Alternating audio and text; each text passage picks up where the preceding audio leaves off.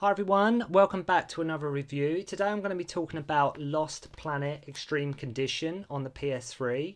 I know originally this came out on the Xbox 360, it was an Xbox I believe exclusive, and then it got ported to the PS3 around 2008 time I believe.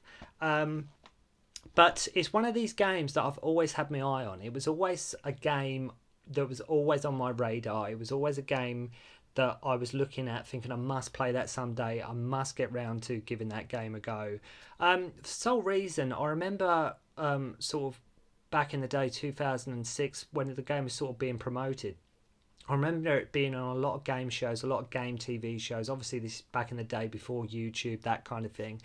And I remember looking at it, obviously the visuals then, the leap from the generation before, excuse me, the generation before, like the PS2 era, to the PS3 era was gigantic. I mean, the leap in you were getting high def gaming. The visuals were a lot smoother. Everything. I thought Lost Planet looked incredible because this was one of the early releases for that generation of consoles for the Xbox 360, PS3. As mentioned, the PS3 version didn't come out to 2008, but obviously being from Capcom, I was all over it because Resident Evil, Devil May Cry, Street Fighter 2. I mean, the list goes on and on. Excuse me. And being such a huge Capcom fan, it was a game that I always thought I must play that at some point, and I've finally now only just got round to playing it. So, here's my thoughts on the game, what I liked, what I didn't like, that kind of thing.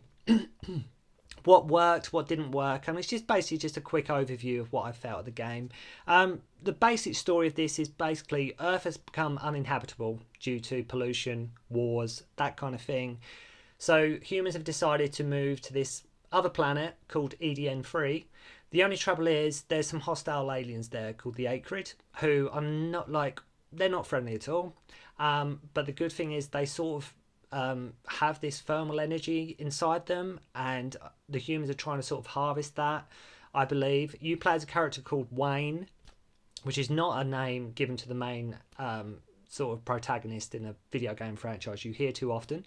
But yeah, the main guy is called Wayne, and after an action-packed opener, is discovered by this gang of snow pirates after being frozen for 30 years, and he bands together in the hope of destroying Nevik, who is like this big conglomerate organisation that basically wants to rule everything, doesn't care who gets in their way, and that's basically the plot of the game. So bearing in mind the age of this game and when it come out, you're talking a good 15 years ago.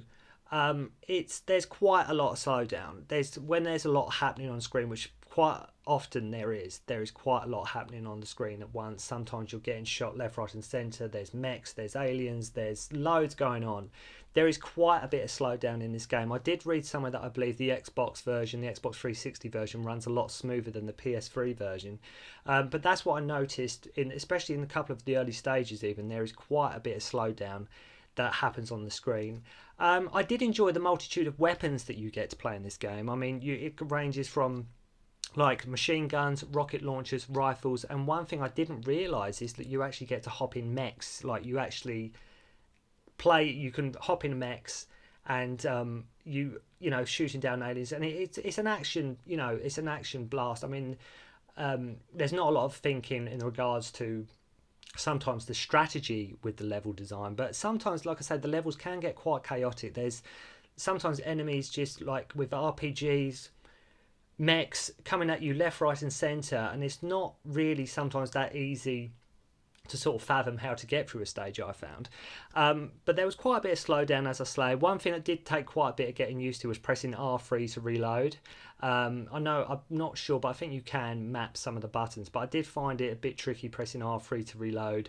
There's a couple of, you have a grappling hook that you can use to get to higher levels. Just some of the controls, obviously, this was before sort of first-person shooters were sort of dominating the console generation. I know this is a third-person game, but sort of the button mapping wasn't quite as sort of profound, as tight as it is now. So there was that took a while. And in regards to your health, there's your main health and there's your thermal energy, which you can pick up from fallen acrid like the aliens. So you have your thermal energy and then you also have your main life bar. So you basically got two sets of life, which is good. One thing I did notice though is like regarding your thermal energy, they make a point where it's called extreme condition. You're in hostile conditions.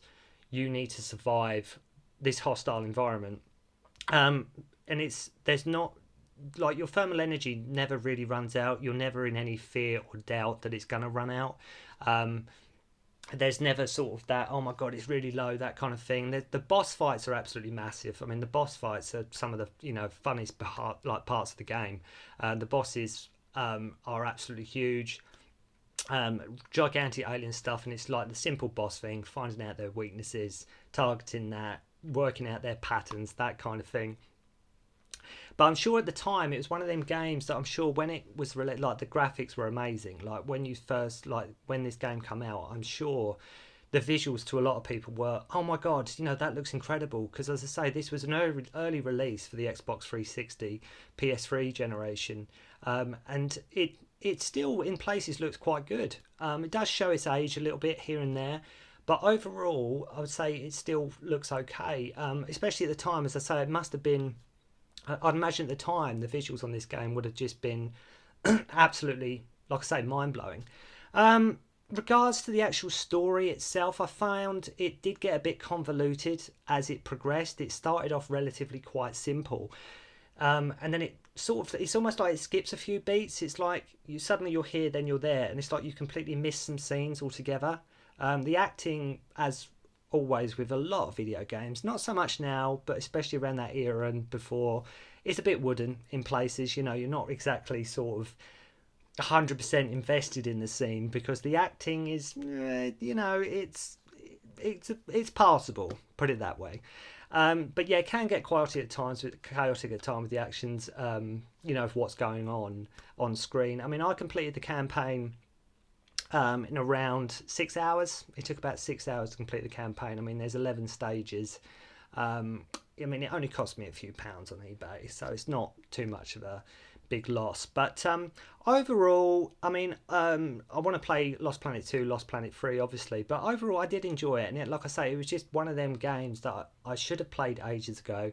I'm pleased I finally got round to playing it. And like I say, it's okay. It's good. And it's a shame that Capcom have sort of forgotten about Lost Planet. It's a shame they haven't sort of rebooted it, remade it, brought it back, or even done like a Lost Planet trilogy, that kind of thing, which I think would be wonderful to see. I think it's almost like a forgotten Capcom franchise that I think it's not like it's awful, it's not like it's bad, but obviously when you're playing this game in 2022 and you're playing one of the early releases from like Xbox 360, PS3, it's totally different, just the way the game looks and feels and how it handles and that kind of thing.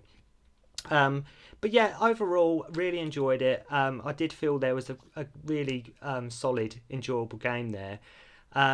I really enjoyed my time with Lost Planet. I mean, I'd highly recommend anybody if you pick it up. It's like I say, the campaign's really quick. It's not a long campaign, but there was sort of multiplayer and things involved in that.